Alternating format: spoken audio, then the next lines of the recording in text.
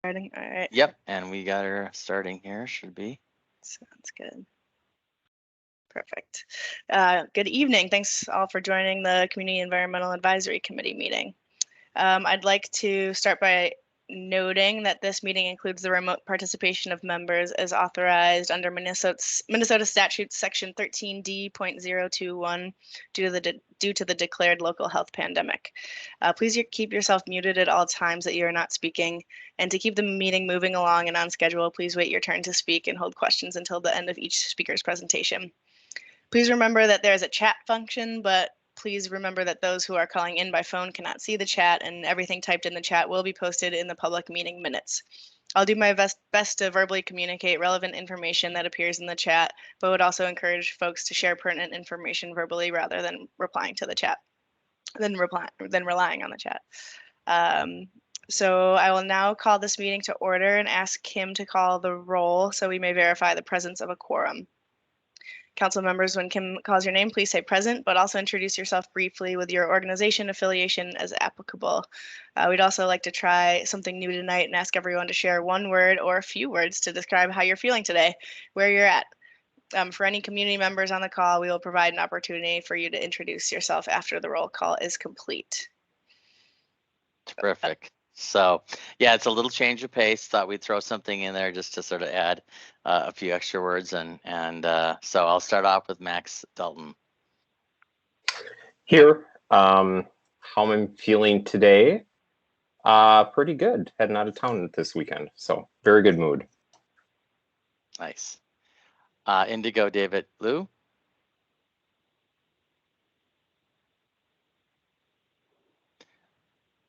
Mark Denon. Hey folks, I'm here, and I'd have to say I'm feeling optimistic. I know there's a lot of negative stuff going around these days, but I feel pretty good about the direction we're heading on the environment in Minneapolis. So that's where I'm at. Great. Tess Dornfield. Hi, Tess Dornfeld, she, her. Feeling muggy. My air conditioning has not been working, so also feeling lucky. Very grateful that the last couple of days have not been as bad as forecast. Appreciating the haze, honestly, but not looking forward to the next couple of days. Thank you. Matthew Douglas May. Hey everyone, I'm Matthew. I use he, him pronouns. And I'm feeling kind of busy. COVID winding down has made me realize it's a big transition to go back to full life. So that's how I'm feeling. Thanks. Sandy Pizzelli. Hi, here. I'm a SEAC member. I use she, her pronouns, and my word is hazy. Thank you. Lauren Fleming. Hi, I'm Lauren. I use she, her pronouns, and I'm feeling tired because I just moved this morning, partially not on Friday because it is much cooler today. So that's at least good. Thanks for joining us tonight. Divine Islam.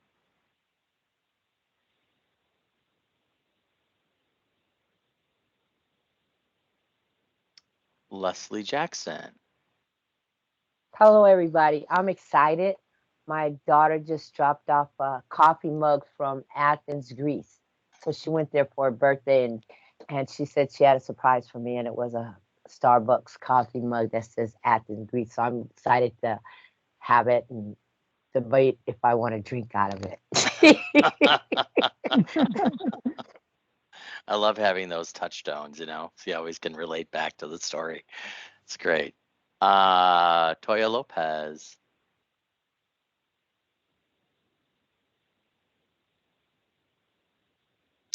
Barbara Lundy. Hi, I'm enjoying summer and I like our new format. Great.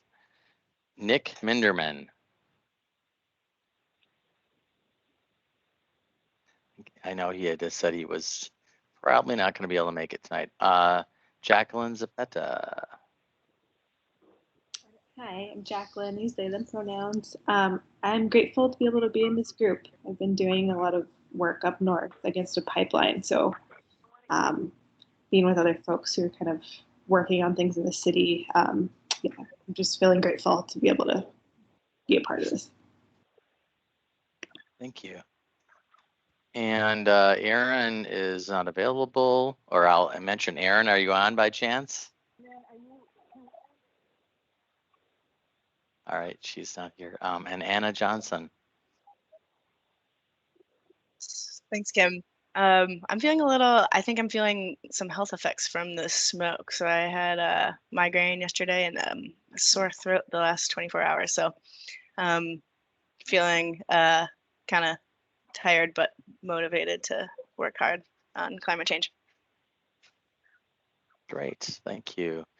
And I'm feeling sticky right now because I've been wearing a long sleeve shirt today and been in a lot of meetings, and it's sort of getting to the end of, I feel like I need to take this off and freshen up a little bit. It's been a long, sticky day. So, and with that, we do have 10 members present. Our quorum's 9, so we can officially start the meeting. Sounds good.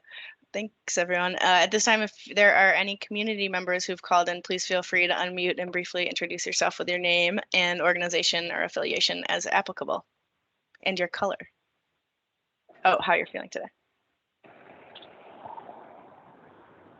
This is Mike Luke. I don't know who else is on, but I've kind of been following them, been the SEAC groupie off and on here for about the last decade. I'm kind of seeing some transition here and there.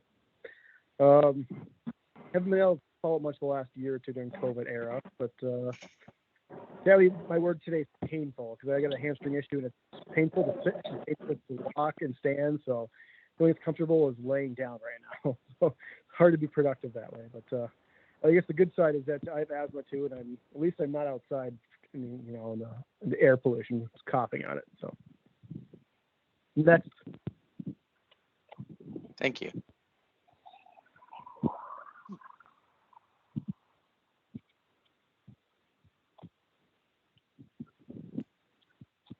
Any other community members on?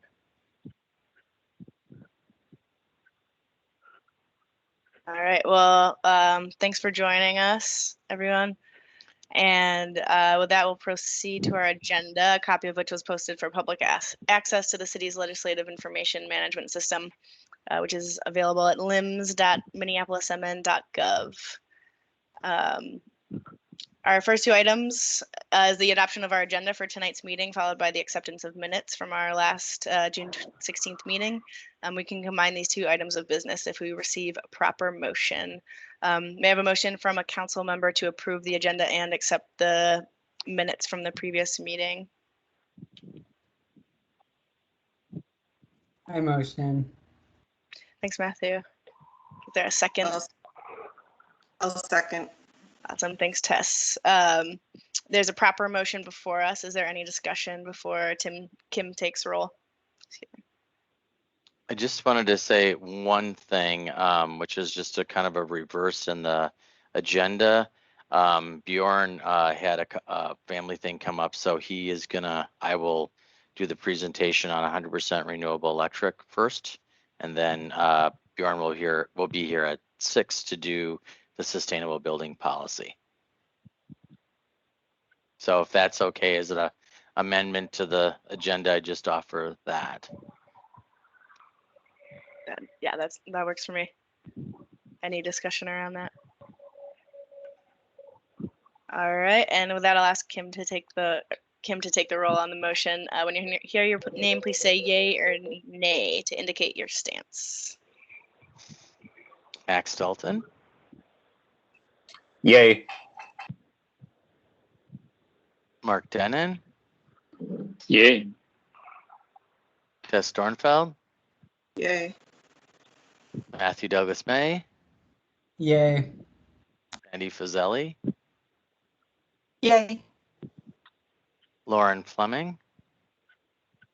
Yay. Leslie Jackson, Yay. Anna Johnson, Yay. Barbara Lundy, Yay. Jacqueline Zapeta. Yay. We have 10 yays and 0 nays. And I didn't miss anyone, did I, that joined in last minute or so? Great. So we have 10 yays, so that motion to approve the minutes and agenda has passed. Great, thanks. That motion passes, and we will move on to the consent part of our agenda, starting with the land acknowledgement. As we meet here today, we are reminded that Minneapolis is situated on the homelands of the Dakota people, an area that is steeped in rich Indigenous history. It is home to Indigenous people from more than 30 different nations. As a city, we have a responsibility to care for the land on which we live and work in all its natural surroundings. The stewardship is an integral part of our involvement in this commission, and we honor it as we begin our meeting. We now open this space to discuss ways in which we can support Indigenous people in our community.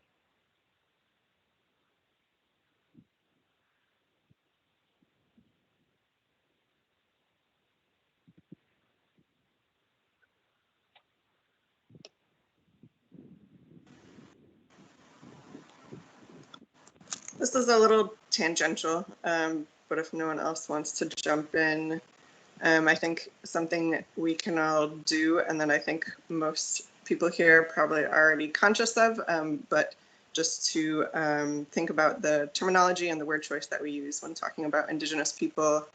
The Native Governance Center is a local institution that has done a lot of good work on this and is a great resource. And they hosted a conversation recently that I learned some things from that was really valuable. I'll post a link to that, and their website is just nativegov.org, and their resources page is also a really good resource. And just a reminder to those on the phones to remute. Awesome. Thanks for sharing that, Tess. Anyone else?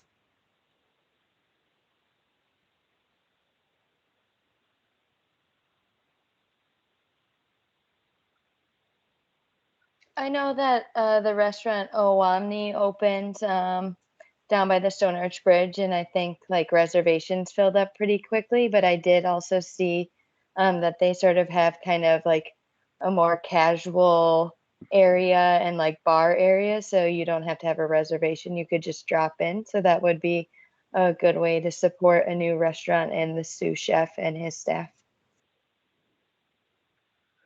Awesome. Thanks, Lauren. Lauren, what was the name of the restaurant again? It's Owamny. Owamny. It's the waterworks, the park project down there. Yeah, I've been by it. It's just beautiful how they restored the building down there and stuff. And yeah, I haven't had a chance to. I've had some Sous Chef food a while back, but a couple of years ago now. It was on part of a food truck thing. But great that he's got a restaurant. Yeah, it just opened on Monday, so very, very recent. Nice, fantastic. Downtown's coming back. Anyone else want to join conversation? All right. Sensing none, we can move on to presentations, and I'll pass it over to Kim to talk about the 100% renewable electricity community-wide by 2030 blueprint 100 RE. Thank you very much. All right, so just take a second here to share my screen. And is that visible to folks?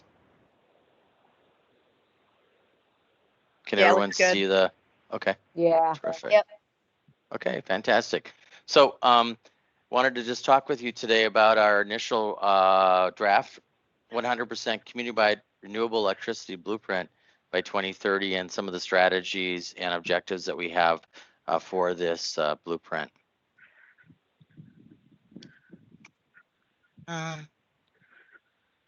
Sorry. Should have pushed the end button and not the down button. Okay, there we go. So in late 2018, the city of Minneapolis passed a resolution directing city staff to develop 100% renewable electricity community-wide by 2030 blueprint. We had in place the year before a blueprint for our enterprise to go 100% renewable electricity, but we expanded that to include the entire community-wide, and it included a number of goals about community development, environmental justice, workforce enhancement, community wealth building, and a number of other initiatives, or a number of other goals that were taken into consideration. It is being built off of previous plans that we've been doing, including the Climate Action Plan, which had a specific goal to increase electricity from local and directly purchased renewables to 10% of total energy consumed by 2025. That continues to be in place, and we are continuing to work towards that at this point, and will be embedded into this blueprint. We also have a vision for 2040 that includes energy that is reliable, affordable, local, clean, and contributes to a more socially just community. And as part of this plan, we really felt that in order for us to really engage the community truthfully and authentically, we really needed to spend some time with community and really understanding how electricity and energy impacts community health and wealth, and what the current situation is right now within our electric system, and how that affects the cost, the lives, the energy burden that folks have. So the process that we went through included a review of all of our plans and progress, our energy vision. We included some community-wide meetings that looked at mainly stakeholder groups that were within energy. And we then focused on other community-specific meetings in which we're collaborating with cultural or ethnic-based organizations, and went through a process of education and literacy around energy, and really understanding how energy impacts people's lives. From that, we developed a series of goals and priorities from those engagements that became really the overall vision for this 100% renewable electric blueprint, and we incorporated that into the plan. We then went back to them earlier this year and asked for a review of the plan and whether we captured the intent and the comments and the feedback that we did receive from them. We're right now sort of right below sort of that blue box, where we're taking a broader, now that we've drafted the plan and the appendices, the ability for us to come back and get feedback over the next couple of months before we go to the city council for a review and approval of this particular plan. And then we'll continue to work on the specific programs and projects that are related to this plan, and create really what we hope to be a community-wide, community-led participation in developing these particular programs. And of course, by 2030, we hope to be able to realize the full benefits of a local-based, resilient, adaptable, community-centered and community-owned renewable energy system. So what we've heard from the community is that there needs to be community benefits as part of this transition. One that includes a more livable and inclusive city, more resilient and healthier city, one that provides opportunities for BIPOC communities, new arrivals, other and low-income residents to be able to participate as part of the workforce and ownership of these types of investments. We want to have greater racial equity and environmental justice included within this. I'm sorry, I guess there's a couple of people in the lobby. Just give me a quick second.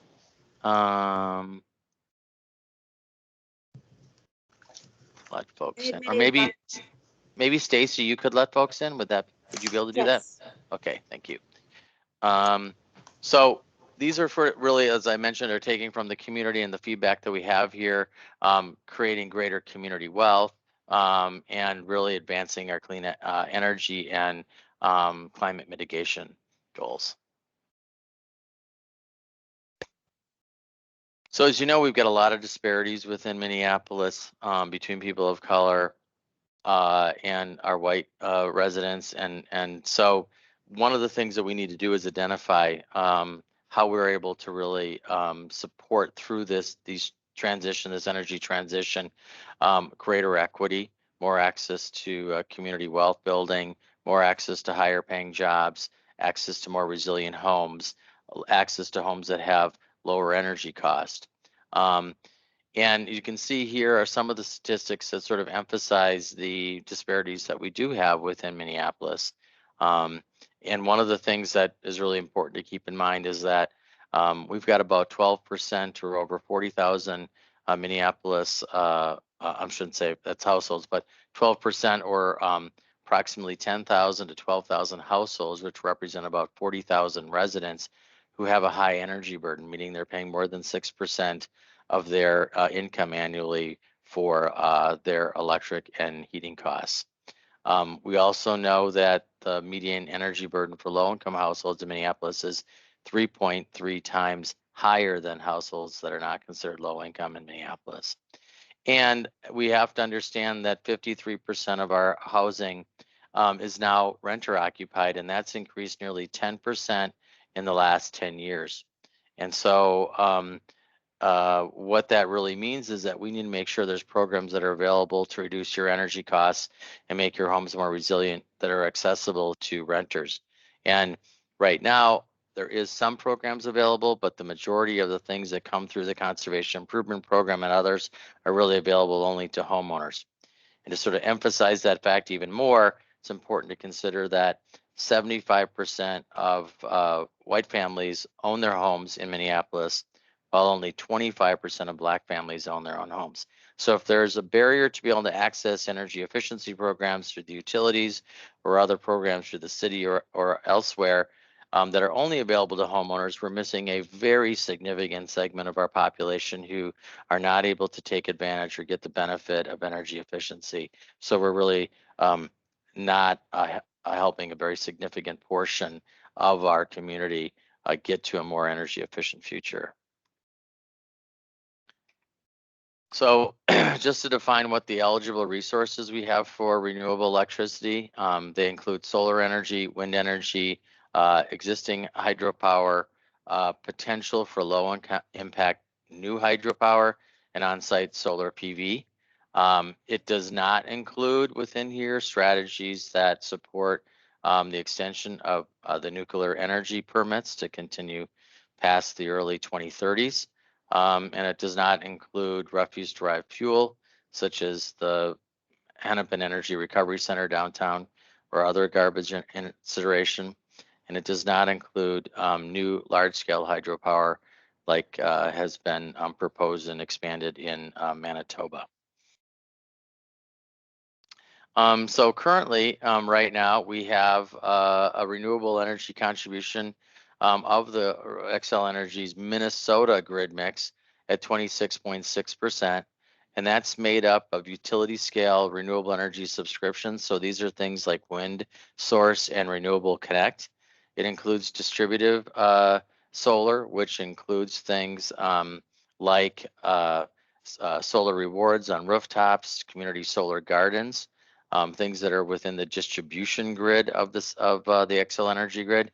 And then it includes system renewables, which are all the utility scale wind and solar and others that are on the grid that are generally either owned or directly purchased by the utility at a utility scale.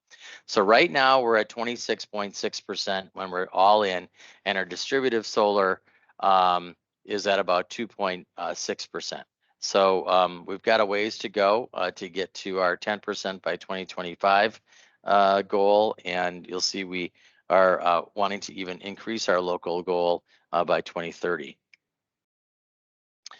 This is a grid we worked with the Rocky Mountain Institute and the World Resources Institute in order to forecast our electricity load and to take into consideration some of the big impacts that will be happening to the electricity load or the electricity demand over the next 10 years. And those include population growth, our energy efficiency goals that are required as part of the Conservation Improvement Program, the building electrification. What we're seeing is conversion from gas to electric, vehicle electrification and what the load actually would be coming from that, and getting to a total estimated electric load, which interestingly enough is a little bit lower than in 2030, as you can see here, about 3748 as compared to 3892 existing. And all of that is related to our 2% energy efficiency goal, which Xcel has been meeting and is state mandated right now. We create RMI and WRI created a spreadsheet that we can use to change the various factors of these particular components in order to understand the impact on what the load would be. But we included a small population growth of about 0.25% a year, which has been the average over the last 20 years. The 2% energy efficiency goal, we included a building electrification that would be approximately 25% of gas appliances being converted to electric by 2030. So a quarter, and that does include heating as well too, and that the impact that would have on the building electrification. And then we also included within vehicle electrification a 25% EV vehicles being on the road in 2030. Again, not conservative, but not completely progressive in the expectations of how much EV adoption there is. So the good news is energy efficiency actually reduces our electric load. So we're really not going to need to build additional load above and beyond where we're at right now. We need to be able to convert the fossil fuel load that we have to renewable electricity generation. And the impacts that we see from vehicle electrification and building electrification, once you get much more down the road, has bigger impacts from the heating. But in the next 10 years, this is an estimate of the impact. And as you can see, it's relatively small as far as the impact on the load demand. So in Minneapolis right now, what we're expecting is that our electricity by sector will continue to be about the same that we have now, with a slight increase in the commercial and electricity demand, which accounts for right now about 60%, and in 2030 will be about 64% of our electricity demand, and residential and industrial will each be about 18%. So you can see the commercial buildings that we have are really the largest target that we need to work on in regards to reducing our electric demand if we're going to be focusing on energy efficiency. This is a really interesting chart that's kind of shows where we're going to be going and what we need to achieve in order to get to our goal of 100%. And the lines that are the solid colors, like this blue color here, the gray and the orange, are the estimates of the business as usual cases for system renewable, distributive solar, and utility scale solar subscriptions. The additional striped lines are where we need to make up in order to get to the 100% renewable. And as you can see, we have a very significant uptick here from the distribution side of things, not as much on the utility scale subscriptions, and then on the total utility scale renewables, not as much of an increase. As you can see here, based on the new plan that came out on June 25th from Xcel Energy, and then backing out our own subscriptions and solar reward funded projects that are in Minneapolis, we have a system-wide grid renewable in 2030 estimated to be about 49%.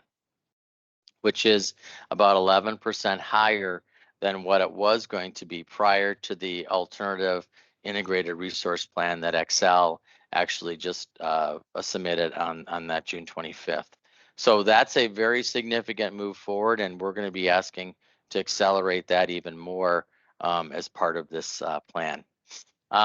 So ultimately, where are we at? What are the goals? So the blueprint goals are 60% renewable energy grid mix. That's where we need to make up an additional approximately 10% that is going to be put on the grid by 2030. If we actually shifted the plans that Xcel has talked about between 2030 and 2035 to be moved up 5 years earlier, we actually would likely hit that 60% renewable energy grid mix. Our biggest change is that we are really going to push hard to be able to have 30% of our energy generated from local renewable electricity sources by 2030. And as part of that, keeping the 10% by 2025 still in place. This means, of course, we have to rapidly scale up the work that we're doing for rooftop solar. We have to look at some new mechanisms that can help with being able to get more rooftop solar in place and to utilize more rooftops with more creative programs. And I'll talk about that in just a minute. And then we have 10% utility scale green tariffs. This would continue to be the larger scale, but green tariff things like wind source and renewable connect. So we broke down the recommendations into 3 categories. One is the utility focused, the second is consumer focused, and the third is supportive actions that aren't directly building new electricity, but that put in place the right framework, policies, et cetera, that support the blueprint's goals. So in regards to the utility focus, some of these we're already doing and are continuing to be active on. We advocate for an accelerated renewable energy resources, as I mentioned earlier, shifting the distributive sources already on the books for the mid-2030s to being on place between 2025 and 2030. We want to be an active stakeholder in understanding how we can increase energy efficiency requirements and investment in decarbonization through the new ECO Act that just passed here in 2021. This does allow funding support for electrification and fuel switching, which was a huge barrier to us to decarbonize. We're pursuing and have been in discussions for some time with the ability to what's called pursue a sleep power purchase agreement, which would allow businesses to directly purchase electric energy that from a system they own that is not currently on their site, but is within Xcel's distributive grid. Advocate for an all-electric, all-renewable tariff. So provide incentives through lower electric costs for families who want to convert their home to all electric. This is really built off of what they've been doing with the EV tariff, which includes an off-peak rate, which is only about 3 cents a kilowatt hour if you're charging your electric car during the evening. We would like to try to create a similar program for an all-electric house. Promote the expanded use of virtual net metering, very similar to the sleep powered purchase agreements, but basically being able to own renewable electricity generation that's not on a property that you own, but be able to get credit for it where it is. This technology already exists, and it's exactly what's used to be able to give a credit through the Community Solar Garden program. And then we'd also like to work on our franchise agreements, which are coming up in about 5 years, and being able to negotiate them with specific performance metrics in them, which are tied to achieving our climate action and renewable electricity goals. Consumer-oriented strategies. Obviously, we really want to be focusing on engaging community and developing programs that work well for communities that have been underserved. So really focusing on what our equity strategies and our connections there are. We want to be able to expand and extend incentive programs such as solar rewards and the community solar gardens, and be able to take advantage as much as we can on that. We do have a couple of extensions of about $10 million for the next 2 years, but that is a fairly small contribution relative to the demand or the need that we have. We want to increase in general financial support for climate action on a number of different ways, but in a general sense, that's what we want to do. Individually, be able to provide support either through incentives or others for people to take action, such as electrification of their home, to address climate change. We want to start utilizing our carbon, social cost of carbon that we passed last year, and include that in our city budgeting process, and to really understand what the carbon implications are of the $1.5 billion budget that the city has and expends here. We are and will continue to pursue inclusive utility investment programs such as tariff on bill, which allows folks, regardless of their home ownership status, their access to upfront capital, or to a good credit rating, to be able to take advantage of an investment in insulation and energy efficiency and weatherization in their home that's tied to the meter and not to the individual. We're looking at advancing the potential for community choice aggregation, meaning having additional options from other companies outside of Xcel to be able to provide renewable electricity in the city. It's a bit of a far off goal, but it is available in 6 states and is something that's proven to be very successful to be able to rapidly bring renewable electricity into communities. We want to promote bulk purchasing of renewable generation, as we do with Solar United Neighbors and the Midwest Renewable Energy Society. We're very active and want to continue to be active in supporting legislation that would require building codes to have a pathway to net zero energy. And in our case, we have been working to pass legislation, not successfully yet, but pass legislation for net zero energy building requirement by 2036. We are very supportive and like to see federal legislation, which would set a new nationwide carbon-free electric grid standard by 2035. That is included in President Biden's infrastructure bill. We'd like to really accelerate the installation of rooftop solar in all municipal buildings and have all possible locations for renewable energy and solar on rooftops of all the buildings that we have, and we have nearly 100 by 2025. We want to increase financial incentives through the Minneapolis Green Cost Share and Rebuild Resilient, which has been really focused on small and medium-sized buildings. And we really want to work with our district energy providers, both Clearway Energy in downtown Minneapolis, as well as the University of Minnesota, to be able to decarbonize both their chilled water and heating systems. Right now, the Clearway system provides heating and cooling to about 55 million square feet of downtown commercial space. So if we can actually reduce carbon there by 10%, it's like having an impact on about a third. It's like weatherizing a third of all of our residential homes in one shot. So supportive actions that we are looking at, we're going to talk a little bit maybe later today too on how we can provide some guidance on science-based fair share science-based goals for our upcoming climate action plan update. We want to support systemic changes on a state, federal level through legislation and policy that will have an impact across and not just within the city. We want to invest in green jobs and workforce development. We want to prioritize BIPOC community wealth creation and projects first and foremost in those communities. We want to utilize Federal Justice 40 recommendations, which will be coming out in the very near future, to really guide investment and prioritization of the benefits that do flow from our federal and state government, as well as the local initiatives.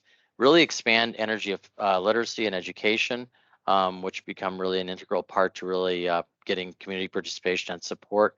And we want to be able to ask the city for dedicated and ongoing funding to support the implementation of the blueprint. So priorities for implementation include reducing energy burning and increasing equity through energy efficiency, local generation, as you know, our 30% goal locally, cost savings where we can reduce energy burden and reduce costs of families, additionality, meaning additional above and beyond what's already been planned by the utility, equity, resiliency, which we've seen homes are much more resilient when well insulated, increase community health, and also use this opportunity for community wealth building. So we're going through a process right now we'll take in more public comment and to start our discussions in more depth with our council members. We're going to be working on prioritizing our work plans and timelines to bring that forward to council to give some direction on what we can do first. And right now, we're taking feedback and review by you and other organizations that provide advice to the city of Minneapolis around climate, energy, and other things. So that's sort of where we are right now on this blueprint, and certainly would be interested in getting the members' feedback and thoughts on where we are and what we've proposed. So I'll turn it back over to Anna for any questions that we may have or suggestions. Awesome. Thanks so much, Kim. That was a really great, thorough presentation. I see Barbara's hand is up, so let's start with Barbara. You're muted. Hi. Thank you for the presentation, Kim. I just received today from the Farmers National Company, which is a national company dealing with marketing farmland. And they say that high quality land values by state average sale prices per acre, and that they've gone up recently in Minnesota from between 2021 and, well, it's the same 2020 and 2021. They went up 11%, and in Iowa they went up 20%. And one of the reasons they say is it was renewable energy. They have a picture, maybe I can even show it to you. It looks to me like 120 acres of solar panels that some utility put in somewhere. And that uses up farmland. So they had to buy that. They had to, well, get a lease for it at least. So they're paying money for that. So anyway, these 11 or 20% raises will increase the price of food because in fact, one of the reasons that land is going up is that the commodity prices, unlike the Chicago Board of Trade and stuff, are very favorable, if you will, to farmers right now. So that's just an externality to the use of renewable energy, I guess. Yeah, I know that there is a lot. We've seen a lot of building, and they'll be continuing to do that. But one thing to sort of keep in mind is that in Minnesota, we have about 2.7 million square acres of tillable land, and the amount of land that would be needed to provide 100% of our renewable electricity is less than 0.5% of that. So it's on the margin, I know a little bit, but I mean, on the other hand too, we still use a lot of natural resources, obviously, on fossil fuels, between the water that's used, et cetera, and that it may have a marginal effect, but I from what I've seen, it is not one where it's going to be competing directly against food on a large scale. Just wanted to let you know. Yeah, thank you. Yeah, thanks, Leslie. We actually, in Minnesota, there's actually a law against siting renewable or any type of energy facility on prime farmland, which is actually maybe not the best because you can co-locate like solar and sheep grazing, for example, or solar and other stuff. So, yeah. Thanks for bringing that up, Matthew.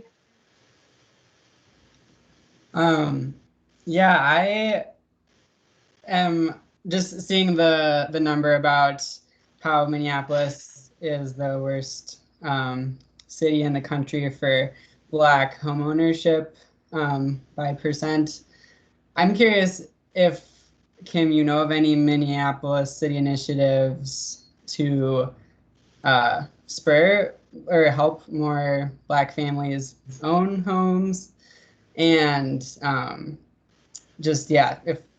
just think like the renting split incentive for energy efficiency is a really serious barrier. I also see that as a serious barrier for electrification because landlords have no incentive to upgrade ancient boilers and furnaces. So I just feel like that is a really key piece that isn't like, directly related to energy, but it is a piece. So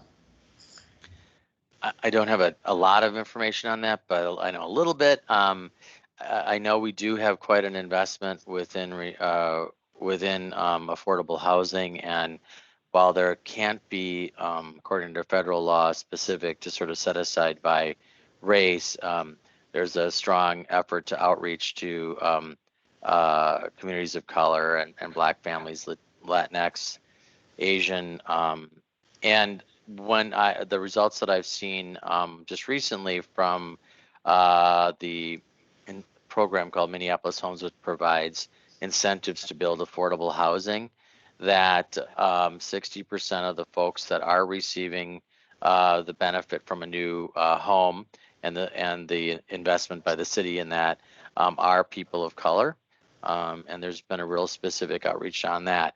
Now, we're only talking, 40 houses approximately on an annual basis that get there. So we have a lot more to go.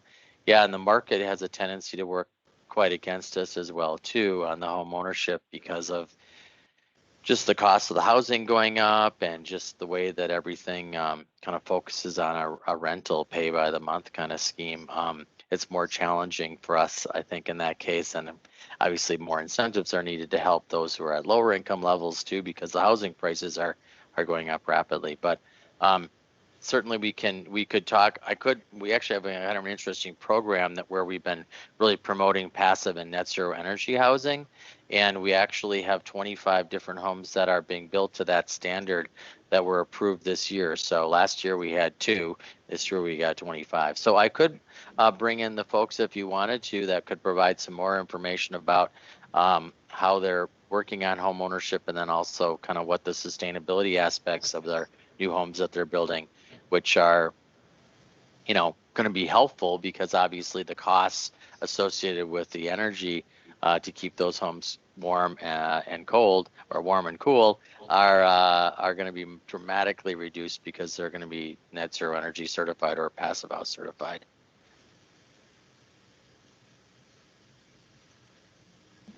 Thanks, Matthew and Kim. Leslie? Thank you. To answer Matthew's question, there is a program for the Black community to have home ownership, and it's through the Urban League. And so people are aware of it, and it's a qualification process, and they teach them all kinds of entities about lowering their credit scores, working with the banks, as well as realtors. So there is programs through the Urban League, and it's across the country helping Black people gain home ownership. So it's been going on now for a couple of years. Okay, so my question is, since we have all these new buildings and constructions going on, are they putting solar panels? I have several questions. Solar panels on these new construction buildings as well. Okay, and then the cost, has anybody ever done an estimate cost to the conversion of the gas to the electric in these homes for the Black communities, and as well as the stoves being installed, or whatever entities are needed for the conversion? And also, has Xcel Energy changed its format of giving the north side $30 to rent their space for solar panels, and let them be able to get the entity of get some of that solar panel benefits to their homes? And those are my questions. Yeah, I'll just answer the last one first. We haven't had any follow-up on that particular program that they proposed a few months back. They were going to be obviously taking some community feedback and trying some other direction there.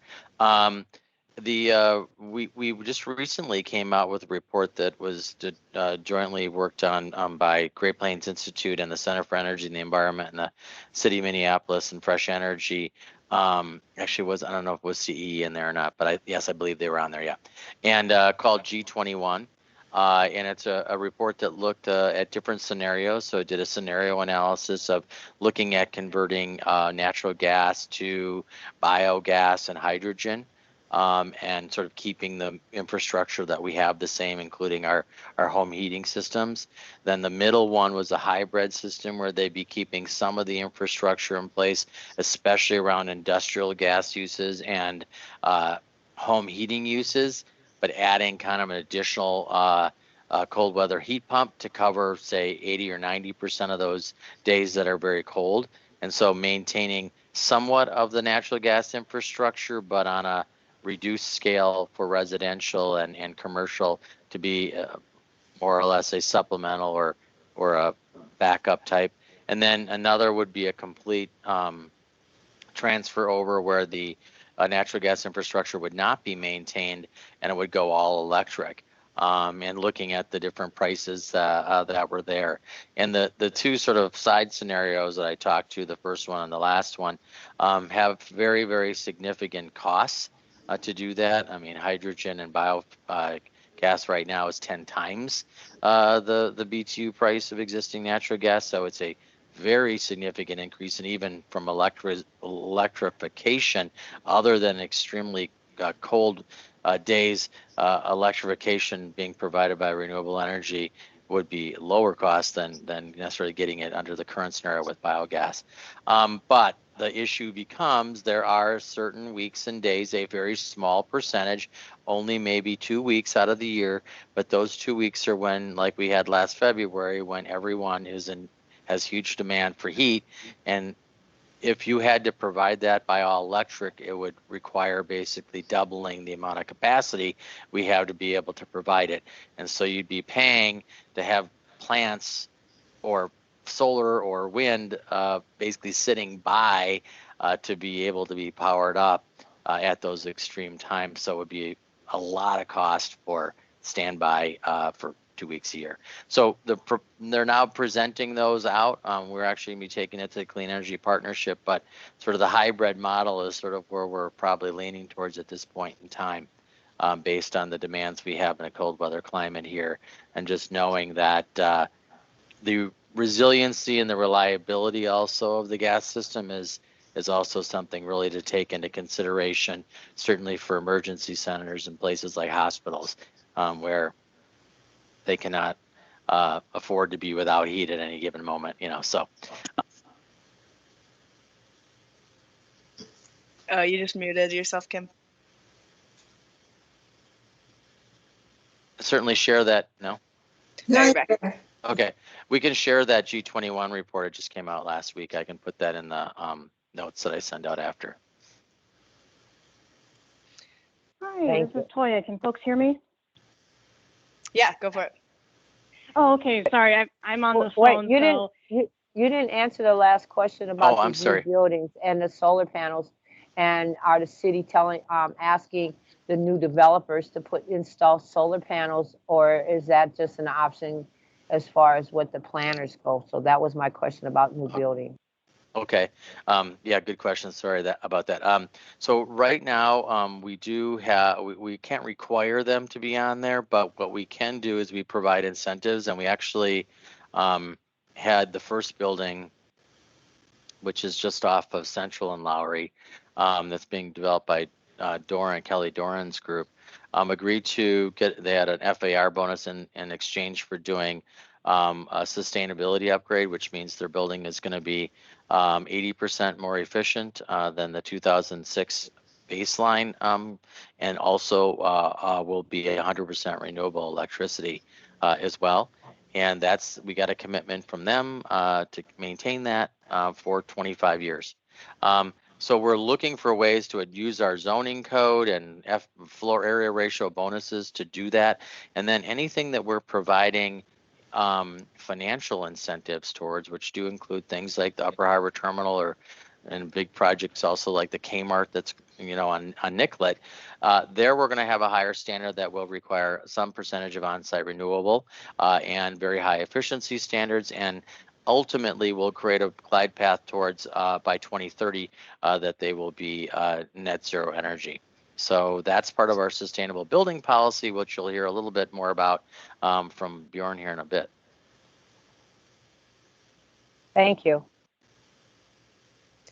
Thanks. Toya, you want to go ahead and then we'll go to Mark after that? Yeah, I'll try to be really quick. For one, I'm kind of thinking of the messages that people were either currently sending out or have in the past. For instance, you know, if a neighborhood full of renters who are also people of color are like, hey, let's get together, buy a building, have solar and gardens on it, and then for it to be taken up by the city. Of course, I'm naming what happened in East Phillips sends a message to communities that they shouldn't put the effort in to do that, which is definitely going against what we want them to be doing, right? So I do think there needs to be some effort to regain trust in that area. Otherwise, I don't think we're going to be seeing a lot of people going for the type of resources we're putting out if it seems like it's not going to turn into anything. And then also, as far as older buildings, and I'm not saying buildings that are super old, I'm just saying like maybe 2010 and earlier, solar panels were more of a liability back then. And also that kind of translated into different types of roof warranties and such, which I think are still carry on to today, which sometimes prevent people from putting on solar panels. And this is more for the commercial side of things. And so I'm not quite sure how we can go about either changing these narratives or seeing how we can prevent these barriers from keeping people from putting solar on their property if they can. Right. Yeah, a lot of it has to do with messaging and what folks are hearing. And of course, there's a lot of individual circumstances depending on the age of the roof and what kind of roof materials they use and that kind of thing as to what the impact of putting rooftop solar is on there. We've kind of been building it off of an analysis of how much solar hits roofs in Minneapolis, and so it hasn't gone, meaning like, and then taken a percentage of that to set the actual goal. But we haven't obviously done a more thorough analysis other than within our municipal buildings that look at what the applicability is based on the weight load and structure and roofing materials and types. But yes, those will be barriers that we do have, continue to have. So trying to figure out how we can do that and address that on a scaled up basis is important. We have seen a lot of that work being done on structural work and things with the state, and I think a lot of the barriers have gone down, and I think insurance has become a lot less expensive because it's not seen as a significant liability or things like that. So insurance costs have come down to support that.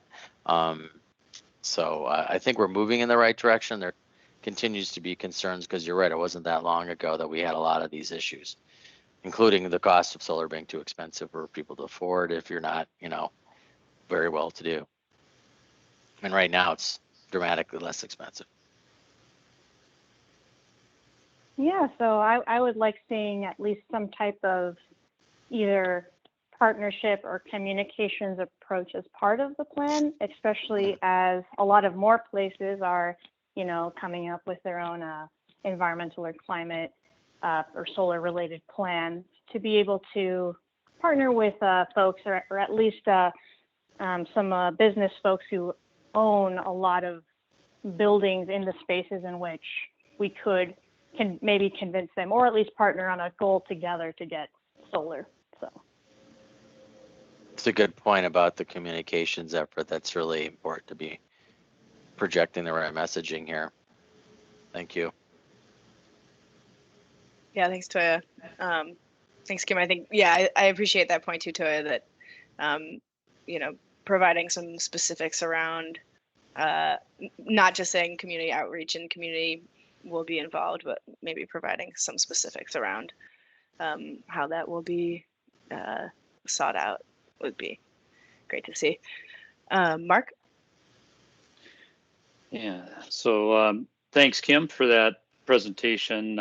Had a couple comments and then a question. So first of all, I really like the fact that your proposal is including an increase in energy efficiency as well as electrification. I think that's very appropriate, and I know those aren't going to be easy. They're going to take a lot of work, but I'm glad they're part of your plan. And I also like the fact that it's clear that you recognize it's probably going to take a range of renewable energy options to satisfy the electrical load that we have across the city. So I thought that was really well done. The one thing I wanted to point out, I'm sure you recognize this, is that my understanding is that this plan would look at Minneapolis matching 100% of its annual electricity use with renewables on an annual basis. But on a day-to-day and hour-by-hour basis, that probably won't be possible, right? You know, there will be times when the wind's not blowing, you know, it's the middle of the night, we're just not generating wind or solar power. So even if we are purchasing renewable power from Xcel or wherever, there will be times that, you know, we'll need to still rely on other sources, you know, carbon-based sources of electricity. So it's not really carbon-free 24/7. It's more on an annual basis. You know, so I think, you know, as long as we recognize that, you know, I think that's okay. But I think it also, you know, we need to keep in mind that we're still dependent on fossil fuels for some of that power. And I guess what I was wondering is, have you considered other alternatives, you know, like maybe offsetting some of our, you know, the associated carbon emissions with investments in carbon capture, utilization, and storage, or, you know, so more of a carbon removal system, or perhaps, you know, promoting more large-scale energy storage. So, you know, we are banking some renewable energy so we can draw from it, you know, when it's needed. I was wondering if that is a consideration in your plan, and, you know, I know it adds a lot of complexity and probably cost, but I was wondering what you thought about that. Yeah, those are really good questions. We have talked about battery storage. We didn't include it in here because, as you were sort of alluding to, and as you started off in your question, Mark, we were keeping it fairly simple. If this is simple, right? Basically, like, how can we go about big picture getting to 3,700,000 and, or whatever it was, 300 million, you know, megawatt hours that we need to be able to do on an annual basis being produced by electricity. When it's produced and if it's stored and then used, we didn't go into that. We were looking at how we can actually get to producing the same amount of megawatt hours from electricity that the city would use, and that's how we would match it up. But building the system to be able to support that is really what we kind of refer to as utility, the upgrades to like the distribution grid, the ability to be able to have those additional resources such as the peaker plants that they've proposed. Xcel has recently proposed in their IRP to be there 5% of the time. How that gets worked in there is not part of the plan because it's not sort of well, the peaker plants produce electricity, but we wouldn't necessarily use that to say we want to get all of those megawatt hours from renewable electricity sources.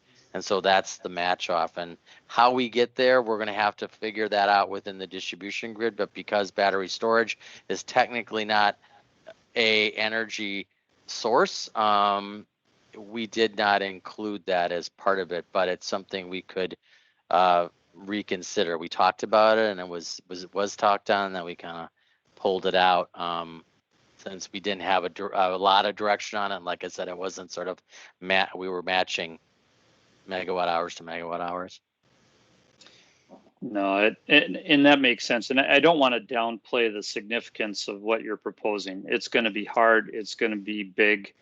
It's going to be important. So I really like that a lot. And I think part of it is, we need to be clear and transparent in what we're doing, just to make sure people understand it's, there is still some reliance on carbon-based energy sources. But overall, I think it's an appropriate plan. Yeah, and we hope to thank you, and we hope to be able to look at things like carbon offsets as a way to get us to that, a net carbon neutral point, and that's going to look at some other things like maybe carbon sequestration or natural carbon sequestration by building tree canopy or other kinds of crops or things of that nature as well too. It has to be sort of part of the last 10% or 15% of the carbon, because we will, as far as we've seen and from all the predictions, there will be some dependence ongoing within fossil fuel. And it's just like within the industrial uses we have. We don't have a lot of businesses, but they do that are industrial that use gas, but they use a lot of it. So it's a very difficult financial to offset that. So that's a hard nut to crack. We'll see what we can do, but we're going to have something will continue some fossil fuel at some point in the future for some portion of the economy. Thank you. Thanks. Yeah, thanks, Mark. Just Kim, checking in on process and what type of feedback you want from us, and if there's anything additional related to this discussion, or what you would like from us. I guess, from what would be great is, one, we have an opportunity here to talk about this, and maybe at our next meeting, if folks do want to make specific comments, we could, pull those things together. Generally speaking, that's what I'd be looking at. If we want to have specific things that we wanted to agree to, like we've done in the past, and submit a letter that says, here's where we think you guys need to look at, or we would change, that would be really helpful. Okay, awesome. I have taken notes, and we will we have those covered in the minutes as well too. But happy to provide an opportunity for more in-depth response to it as well too. Cool, thank you. Is there any discussion about the idea of putting together comments either at the next meeting or as a result of the next meeting? And how folks feel about that, it would give us some time to do some more looking and digging into the policy before putting out an official statement. And there is an actual report. It's quite long, and we've had to update it with just the new information that we've gotten from Excel. So this graph that I showed you that showed the sort of different segments, that is a brand new thing we just got done today. So we're incorporating that, and I can send that out to folks and be able to look at it. It's a lengthy document, but the main part's about 20 pages. So there's an opportunity to comment on that. Maybe at our next meeting, we can come back, and if folks have additional thoughts on where to make improvements, that would be very welcome. Sounds good. Any other thoughts about that process? Sounds like a plan to me. Cool, thank you. I think that was that, Leslie. Yes. All right, so we've got some homework to dig into that document and think about any other additional comments or questions or concerns that we have with the plan. But thanks so much, Kim, and all of your colleagues who've been working hard on that, and looks great, and it looks really comprehensive. So thank you. Yeah. All right. Before we move on to Bjorn's presentation, are there any final thoughts or comments that I might have overlooked?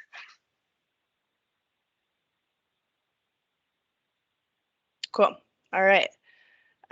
With that, I'll hand it over to Bjorn to talk about the sustainable building policy. Thank you. Hey everyone, can you hear me? Are we? Yep. We're up and running. Sounded good. Great. Well, we'll see how long that lasts. Okay. Here You comes got the good technology. internet right now though, so you're sounding great. Okay. Are we seeing a PowerPoint? Yes, we are. Perfect. Okay. Let me see if I can kind of dual wield. All right. Are we still looking okay? Perfect. All right. Well, hello everybody, and thank you for taking the time and allowing me this space on the agenda here in this conversation with everybody. So my name is Bjorn Olson. I work at the City of Minneapolis with Kim, for Kim in our sustainability department. Sustainability program coordinator. I use he, him pronouns. And kind of the two major initiatives that I'm taking up right now is our energy benchmarking program and also the development of this sustainable building policy for the city. So I know actually this is our second presentation to SEAC, but I believe this is the first one after the elections with the new group. So you know, I'm hoping to kind of straddle that line between not being too redundant with some of the folks that have seen this already, but also, you know, making sure that we cover all the bases and answer all the questions for folks who are seeing this for the first time. So by all means, I'd prefer to have this as an open, ongoing conversation. So if anything pops up, please let me know and either raise a hand or ask a question. I will try to keep an eye on the Microsoft Teams, but I'm kind of in two spaces here. So if other folks want to help me out, just keep an eye out for that. So, okay, well, here we go. So this is going to be an overview of where we're at with our sustainable building policy and as it relates to the municipal owned and operated buildings. And I have to say that there's a great kind of crossover and transition here with some of the topics that folks were just talking about in terms of solar on the roof and renewable energy and battery storage and things like that that are in this policy that we're really excited about. And while we'd like to be able to roll them out with a heavy hand and make them mandatory across, you know, all buildings and development in the city, this municipal owned and operated group is going to be where, you know, we have the heaviest hand and the most influence in terms of budget and in terms of city expectations and things like that. So this is where we're really trying to push the envelope with some of these kind of new technologies that we're seeing and also that we're going to need to hit our climate goals and hopefully kind of laying out that path to prove that it can and should be done. So. So a little bit of a brief background here. This building policy came about due to the city council resolution in 2019 that decreed that you know we should get to work on this. This was also the council meeting that declared a climate emergency and also adopted a social cost of carbon. So this was very much kind of a major point for us in sustainability in terms of moving forward on a lot of these initiatives. So our climate action plan, as I'm sure many of you are aware, has our greenhouse gas emission reduction goals set out for the next upcoming years here, which is the 15% by 2015, the 30% by 2025, and then we also have a goal of 80% reduction by 2050. So as I mentioned, this policy will have two paths. One is this municipal owned and operated, and then the second part will be economic development. So that will be where there are any projects that come to the city for funding or for some sort of resource help, where, you know, again, we have that lever, we have that influence where we can require them to you know, do a little bit more in terms of sustainability, things like that. So, and I will say, this is, municipal owned and operated is one component of a whole suite of different kinds of properties and different kinds of sustainability requirements that are out there. As far as our 1 to 20 unit residential, recently the Energy Star and Passive House International standards were passed regarding those properties. Our public housing requires what is called enterprise green communities, and they just updated their criteria to the 2020 standards. And currently, municipal owned and operated city buildings are required to achieve at least a LEED Silver standard, and there have been a few that we've actually achieved gold on. So it's not like we're going, starting from scratch here, but again, 80% reduction, we need to be pushing to that next level of efficiency and renewable energy, but while also taking a broader and more encompassing look beyond just sustainability, taking those blinders all off and also looking at community engagement and equity and improving the communities where some of these projects will eventually be. So. And really quick, why buildings? 2 graphics on the right. I hope you can see these. The top one is a greenhouse gas emissions inventory. Now this is from 2010, so it's a little out of date, but actually the numbers have increased in terms of the greenhouse gas emissions that are due to our built environment. So that is the commercial and industrial buildings combined with the residential buildings, and that number has increased to 74%, I believe it was at the last time we counted. So buildings are where we're going to need to make these advances if we're going to hit these goals. And as you can see on the second pie chart there on the bottom, electricity and natural gas, that's where they're coming from, a large majority of it, and a lot of that is heating, cooling, and lighting. So this is where we need to be. This is where we need to be focused. So what we've done over the past, it's been a little over a year now, is pull together a working group. We have a contract with the University of Minnesota Center for Sustainable Building Research. They administer the B3 program, which is the Buildings Benchmark and Beyond program. They've been doing that since 2004, and also their program SB 2030, which is the state directive to reduce greenhouse gas emissions. That came from the governor's climate change advisory group. So we're kind of tapping into the pre-existing model that also synchronizes us with a lot of other things that are going on within the state. But as always, we're Minneapolis, so we want to go above and beyond, rightfully so. So we're not only utilizing the SB 2030 program in itself, but we're also setting those standards higher than, in some cases, than what they would be. And so, for this approach, performance versus prescriptive, as I mentioned before, there are a lot of different routes and certification programs for sustainability. We want to remain, relatively agnostic about how we get there. It's more about getting there. It's more about the performance. It's about, the operation and maintenance of the building so that we're seeing those emission reductions. Now, that being said, we do need certification. We do need a legitimate, criteria to go off of. But, we wanted to leave things flexible and adaptive as things change and as buildings have their specific needs too. So, and then, as I mentioned a bit before, the role of the city on this is going to be, one, approving these projects as they come in through either CPED or through our property and finance department as well, as these projects are allocated and budgeted for and developed.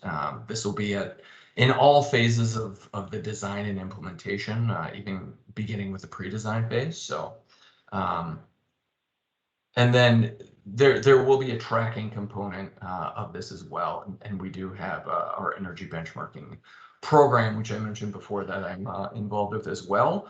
And basically what that is buildings over 50,000 square feet in the city of Minneapolis submit their utility data, their electricity consumption, their natural gas consumption, and their water consumption to the city, and their corresponding Energy Star scores, energy use intensity, and things like that. So we can not only parse out where the buildings are that have the most room for improvement in terms of energy efficiency, we can also ensure that the buildings that are supposed to be, high efficiency, low energy usage are actually performing on the track that we want it to. And then, as I mentioned before, some of these things obviously are not, to scale as we would like to see them in the market yet, but by leading and modeling these technologies and these opportunities for sustainability, kind of in our own nest, we can learn a lot, we can prove a lot, and we can have a lot of conversations that hopefully serve to bend the curve and get things into that private market. So with that, the primary categories for this sustainable building policy are energy, which is really kind of our proxy for carbon, water, equity, access, site and resilience, indoor air quality, and materials. So I'm going to try to go through these, recognizing that we've got about a half hour here and I want to leave plenty of time for questions. Also, in terms of timing of where we're at right now, we're having a meeting with our finance and property services folks tomorrow, actually, to kind of get the final draft of this policy in place. We then have a final follow-up meeting with the overarching planning team, which I mentioned is the University of Minnesota, some folks from CPED, Public Works, and things like that. That meeting will be on August 3rd. And hopefully that's the one where we can kind of cross the T's and dot the I's and get this out for public comment. So this will be, by no means is this meeting tonight kind of the end all be all of feedback or an ongoing conversation. We'll be posting this up and we'll be alerting everybody when it is up. So as much as we can, take and incorporate your feedback tonight, we definitely will do that, but by all means, the door is continuously open as this moves forward and we just hear more and more from community as well. So with that, the first criteria for the building policy is energy and carbon. So what we'll be looking at is this SB 2030 program. So for the first tranche, I guess, of these products, what we'll be looking at is an 80% energy reduction, and that comes from a 2003 kind of average building baseline. Now this energy reduction, this 80%, gets ratcheted up to 90% in 2026 to 2030, and then 2030 it's 100%. So it's a energy neutral building from 2030 on, which hence the name of the program, SB 2030.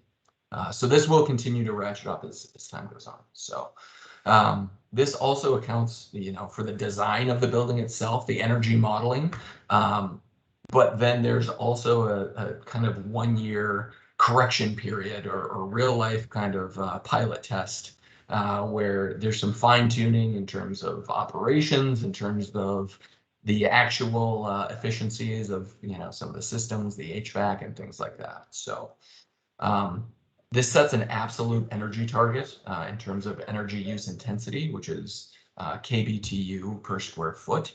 And this also takes into account the social cost of carbon, which, as I mentioned before, was passed at this same council meeting resolution along with this policy. So currently right now, the social cost of carbon is $42 a ton. So where that comes into play, or why that's relevant, I guess, is because part of this program, and the 2% on-site renewable energy is a component of this. There's a 12-year return on investment that we look for in terms of feasibility for some of these technologies and like renewable energy. So if under SB 2030, if a technology can basically kind of return its investment on the expenditure over a 12-year period, then it's mandatory in the program. Now, what that fails to take into account with the normal SB 2030 program is the kind of the social cost of carbon, especially as we're seeing now. What an increased cost of carbon will do is it will allow us to implement more technologies, and some of those maybe harder to reach or more expensive technologies, because that ROI will be greater with, the more tonnage of carbon emissions we save, the more money we will save at that $42 per ton rate. So, and then also in terms of energy and carbon reduction, electric vehicle parking will be under this category as well. Now we've got a couple different things moving, enterprise wide, and one of them is a CPED transportation demand management ordinance. And parking recommendations that go along with that. And I know that there was a SEAC letter that was submitted to the city in terms of EV parking recommendations and things like that. And I believe that letter pushed for 20% of installed EV parking. What we're looking at right now, and this is, a great area for feedback and additional conversation, is looking at a 10% of all parking spaces on site are EV installed with charging structure ready to go. Plug and play, the capacity is there to do that. Additionally, what we would require is that the rest of the parking spaces are basically future-proofed, or they're EV ready, where there is what's called an inaccessible raceway that is installed. And basically that is at least a 1-inch in diameter passage through which conduit can be pulled, and those charging stations can be installed as the need grows, as technology develops and things like that. And then it also requires an electrical panel capacity to charge 20% of the parking spots at any given time. And basically what that ensures with a smart charging system is that, by charging a little here and a little there and kind of topping everybody off, 20% is kind of the agreed upon capacity that you need to kind of take care of 100% of the spaces at any given time. So the next criteria, water. So this includes metering and reporting, again, under the city benchmarking program, and reducing potable water usage by 15% or 50%, excuse me. And this is from the 1992 EPA Energy Policy Act. And also for the enterprise owned and operated, no potable water used for irrigation. This is after a 2-year establishment period. I think this is an especially timely occurrence in terms of drought and things like that, where we can make a pretty strong case for this, and it's kind of a no-brainer. So, and honestly, in talking with a lot of our property services folks, we already do a lot of native and minimal irrigation plantings as well. So this should be, we're excited to do this, but it should be very much something that is we just need to put on paper and make sure that is ensured best practice moving forward. So next category in terms of equity. So this policy requires community engagement, and community engagement in terms of discussing project vision, design, and the actual plan itself with the impacted community. And so this involves direct engagement, meetings, in-person meetings, incorporating and accommodating, community concerns, and also access and ability to engage, and to bring up concerns that the community might have. This component is required for project submission and approval. So we're really trying to bake in here as much as possible this community engagement component. Equity in terms of workforce. Right now, the requirements are 32% of the workforce for these municipal projects are allocated for BIPOC demographic. 60% of the workforce should be local, and 20% women. And also meeting and utilizing the city minority and targeted business targets for subcontractors as well. Each project will need to use the city's race and equity impact assessment tool. This is a racial equity analysis tool that was developed by the Race and Equity Department here at the City of Minneapolis. And it basically facilitates, how the proposed project has racially disaggregated data, a narrative on how the community was engaged, and the ways that the project will advance racial equity. So again, kind of codifying and solidifying documentation and proof of a process for that community engagement. We'll also be utilizing the Equitable Development Scorecard, which was developed by the Alliance for Metro Stability. And again, that actually provides a numerical score, getting into some of those categories about community engagement and impact and things like that. So. And then there's also a local air quality assessment. This will utilize the PCA's Min Risks tool to identify air quality that exceeds health benchmarks, and then requires implementation to mitigate the pollution, and also requires air monitoring. So what this will be is also providing more of a localized air quality monitoring system and information that can better inform communities about the real-time air quality status. Moving on to site and resilience. Here's where we get into things like stormwater. So basically what we'll be looking at is Public Works is currently revising their Chapter 54 stormwater requirements. This reduces stormwater requirements. It used to be a project had to be an acre to kind of trip that requirement. That's now down to a half acre. And what this is looking at is, regarding the rate, the volume, and the quality of the stormwater runoff. So it's looking at capturing the first 1.1 inches of rainwater accumulation, and reducing 70% of the total suspended solids, and also reducing the nutrient load, specifically phosphorus as well. And these are based off of the standards established by the Blue Water Commission, is where those came from. So we're also looking at bird strike threat. So that'll be a whole building threat factor of 45 or less.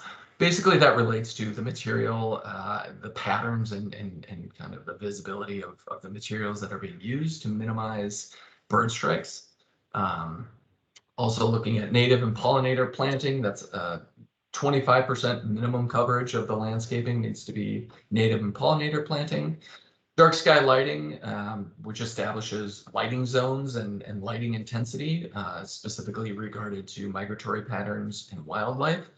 There's also a lights out implementation program that during those migratory seasons, lights are basically turned off or adjusted at nighttime to allow for those pathways. So also looking at natural hazard assessment and design. This is in terms of natural hazards of flooding, urban heat, drought, things like that. So doing an on-site assessment, and then also developing plans to mitigate or adapt to those natural hazards. And then again, our enterprise, municipal owned and operated, will prohibit pesticides, and also incorporate an assessment of renewable energy battery storage.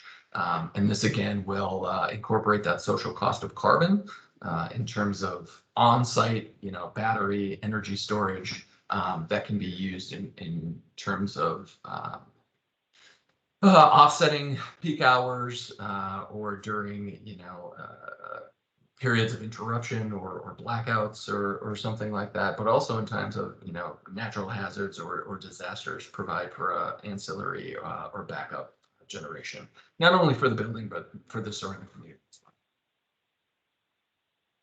well. And then moving forward with indoor air quality and comfort, this is more about kind of the performance of the building internally. So we're looking at ASHRAE standard 62 for ventilation, and also thermal regulation and comfort for temperature. Low VOC materials. The interior materials must comply with the California Department of Health standard. So that includes, flooring and adhesives, carpets, things like that. We're also, well, I'll talk about that later. So, and at least 10 of the materials have to be disclosed in terms of their chemicals that they are comprised of and contain. So. There's also an active design component to this, which includes accessibility, ergonomic workspaces, bike storage, and things like that. Okay. Next, materials, 75 to 85% construction waste diversion. The 75% is what we're looking at in terms of those economic development projects. What we're kind of narrowing down to right now is an 80% number for diverting asphalt and concrete and recycling that, a 10%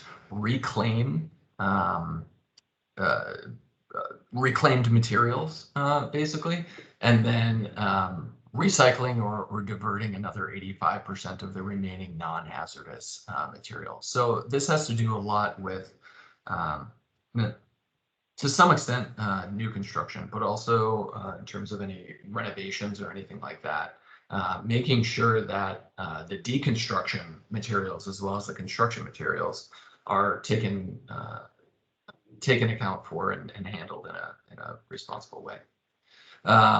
Recycling and organics infrastructure. This is everything from actual chutes, ensuring loading dock space, to operations and making sure there's a 1-to-1 ratio of for every waste bin, there's a recycling and an organics bin.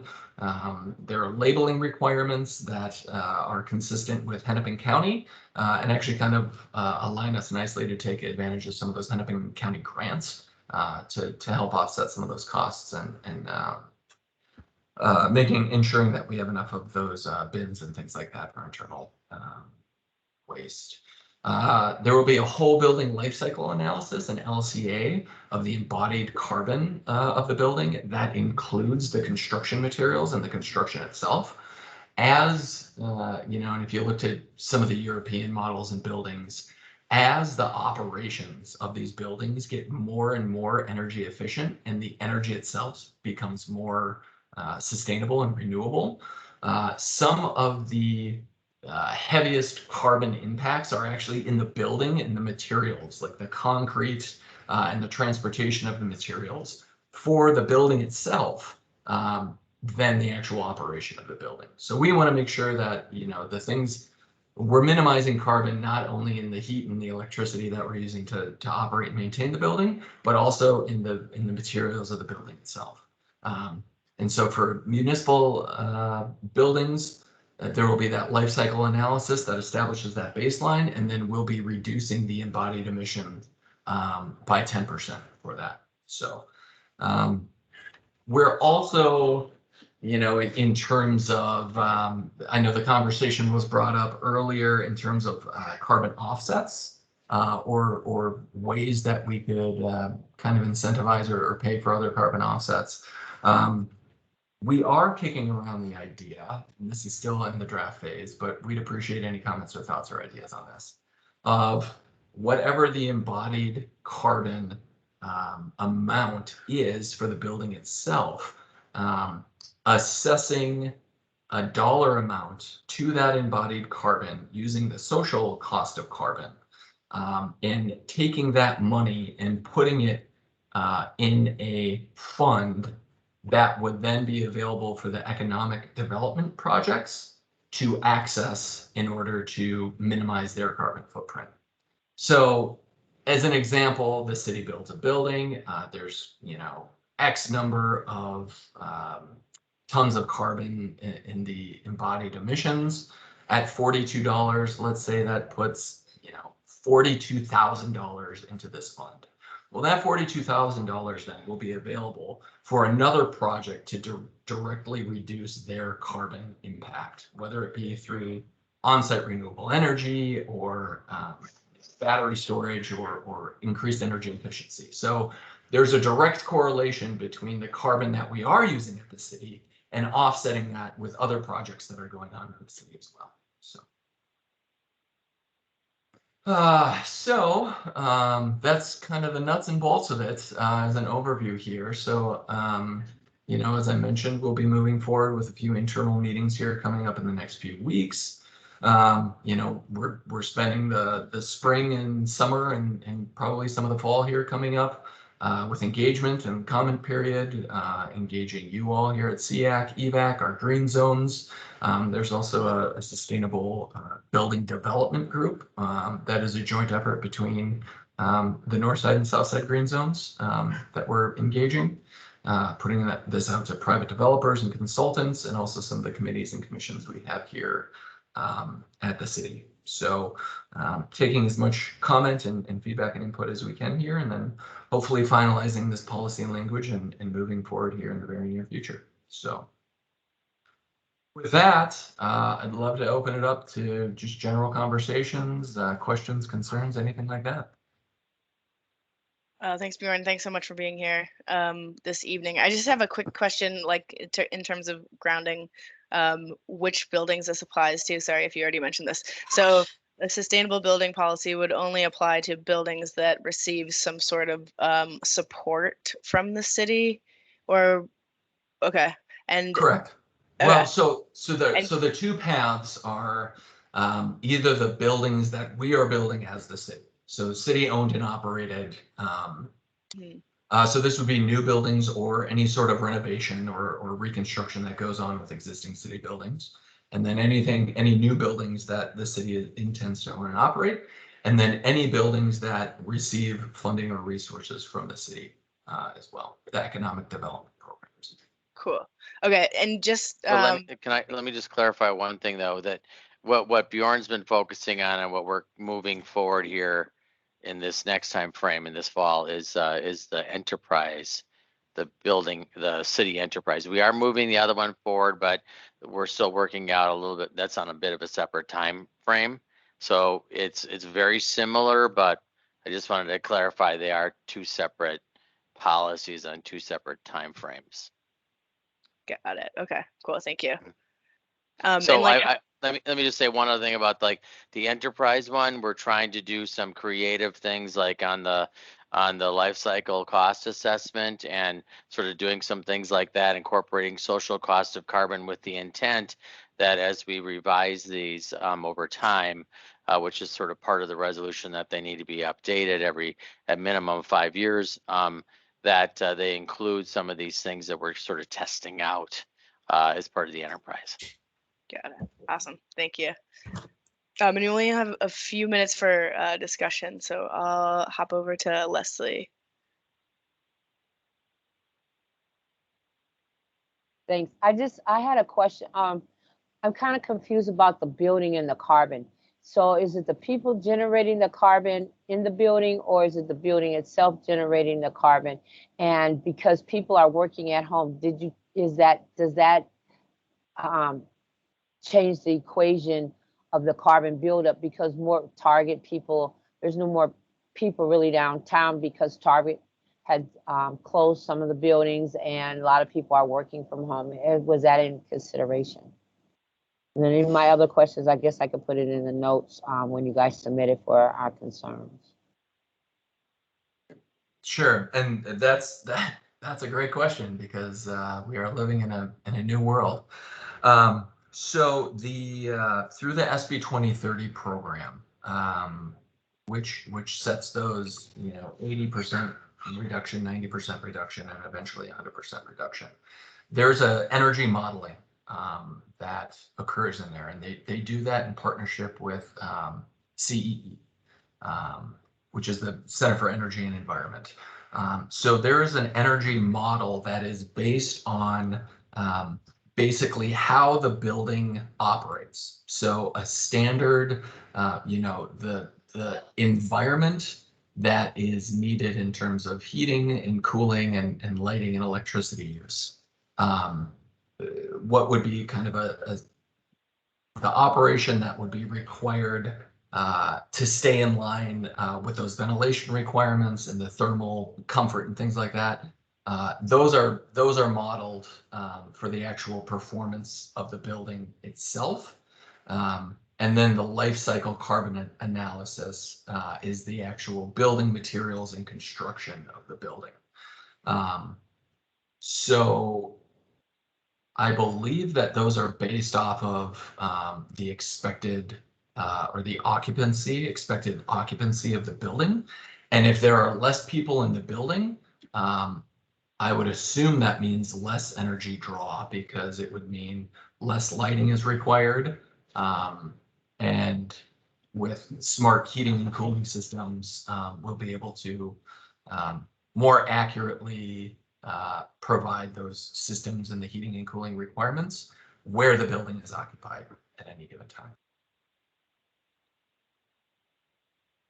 Yeah, they are based for sure on occupancy, but because of the demand side of things all the time, where they have to have the power to be able to be running at full occupancy, you're not saving as much as you might think on your energy bills, and you're using a fair amount of energy just because, like, the convention center is still air conditioned every day, even though it hasn't been used very much. But so. Thanks. Thanks everyone. I'm keeping an eye on time, and I know we wanted to talk about whether we wanted to have a meeting in August. So I'm wondering if it would be possible to continue this conversation maybe at the next meeting, or kind of what we want to do, since I think there's additional interest in the policy. Yeah, let's sort of, we wanted to give you an early heads up and keep you in the loop here. So what we can do, we're still, as you know, sort of finalizing the actual document here after the next couple of internal meetings, and then we can, get that out to the group too, and we can, have additional comments or questions and follow up. Cool. That sounds good. Any other thoughts about process in terms of providing feedback or questions?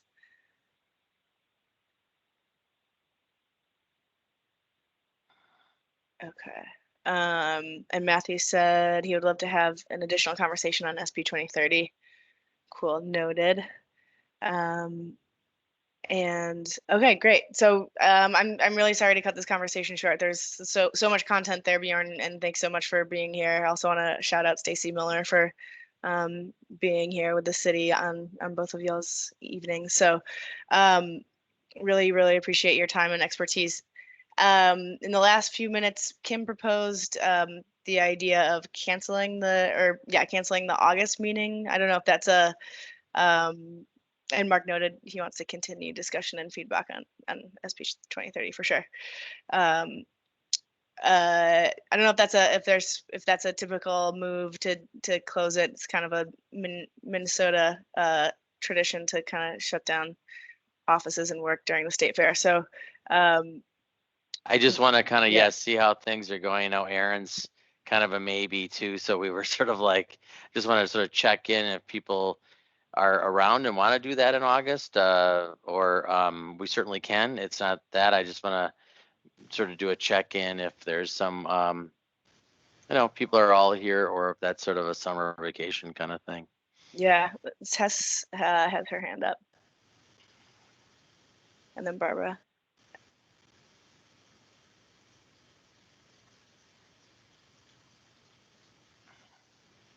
Tess, are you there? Yeah, August Sorry. 18th is the date. Yeah, so just wanted to point out that I think, are expecting the final AUAR for the Upper Harbor Terminal to be coming. And I don't know if we would be meeting again before for the city council. We had talked last time about writing a letter about the final AUAR and maybe having, I think, CPED present at a meeting. And we're meeting only monthly, gives us a pretty short timeline on that, as well as the Roof Depot East Phillips site staff report coming out in a couple of weeks. Great point. Thanks, Tess. Barbara? I have a conflict on the 18th, so Okay. I wouldn't mind skipping it. Okay, thank you. Does anyone else know they're not going to be available?